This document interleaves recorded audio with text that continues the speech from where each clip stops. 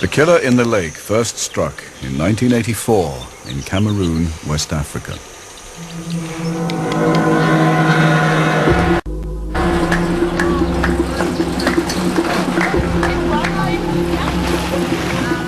Early one morning, 18 years ago, Haji Abdu was making the journey to his farm in Cameroon. But it was a day he would never forget. I thought it was a car accident. I stopped my bicycle and I stood still. I saw dead people all over the road. I knew something terrible had happened here. I thought I was going to die. Within hours, 37 people would be found dead. Strange stories of how they had died were reaching the nearby village. We heard there were massacres. Two guys came running and told us, "We don't know what it is, but it kills people."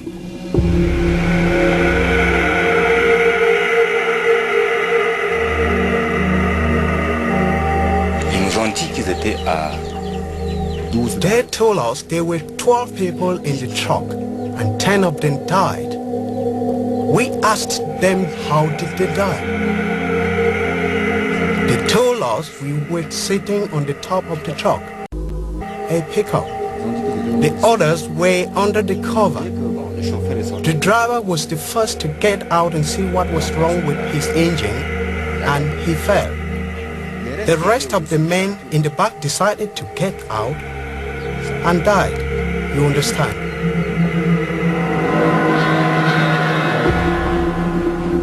It seemed like everyone had died without a struggle.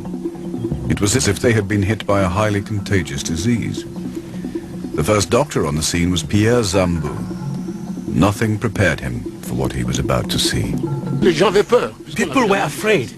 We had never seen anything like it before. People lying dead on the road, like the coffee would dry on the drying sheds. People were terrified the infection would spread. We had no mask, nothing, no gloves either. We used our bare hands. We put them in the military jeeps and left. Death had come so suddenly, and to so many. There were rumors that someone had released a deadly biological weapon.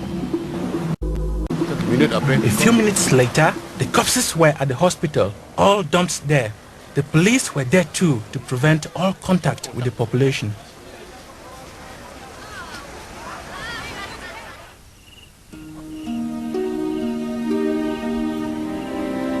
If someone was secretly testing a new biological weapon, the US government wanted to know about it. A few months later, they sent a scientist to investigate the bizarre events at Monoun. That scientist was Professor Haraldur Sigurdsson.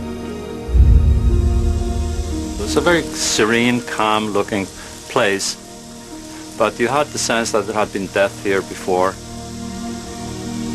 When we walked along the path that the people had been walking along that were killed, we had a very strange sensation to be in that area. We were charged with the responsibility of trying to solve this mystery, trying to figure out what is going on here. Possibly something that has never been seen before, never been documented before. Biological warfare was quickly ruled out. It looked much more as if the victims had been suffocated. But by what? Sigurdsson decided to interview eyewitnesses to reconstruct what had happened. Some had caught a glimpse of the killer. We saw a cloud, a thick white cloud, a few feet away from us. In an instant, it was gone. This was the first clue, a deadly white cloud.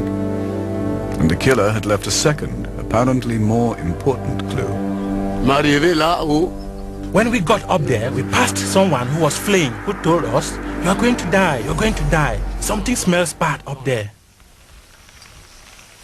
It was the smell of rotten eggs and gunpowder. A strange-smelling white cloud. At first, he had no idea what it could be.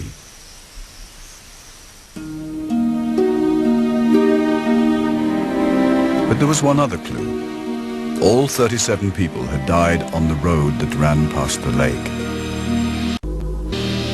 Wherever the killer had come from, Sigurdsson was now convinced that it must have something to do with the lake. So he decided to venture out onto the water.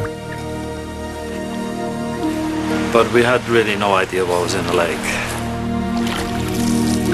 And when we got out on it, on a little boat, it was scary.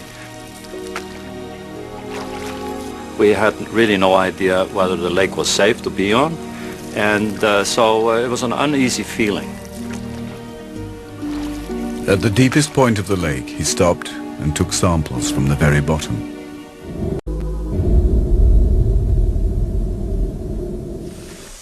Slowly, he pulled them up. As we were hauling them in, and when they were getting closer to the surface, we see that they're bursting with gas. Huge bubbles are coming up. And then I immediately realized that the deep waters of the lake are saturated with a gas. A gas he couldn't see, taste, or smell. Sigurdsson suddenly realized there was only one gas it could be. The gas that all of us breathe out. A gas that is harmless in small amounts, but suffocates people in high concentrations. Carbon dioxide. It was clear to me then that carbon dioxide was the asphyxiating agent, the deadly agent that had led to the disaster in Monoun.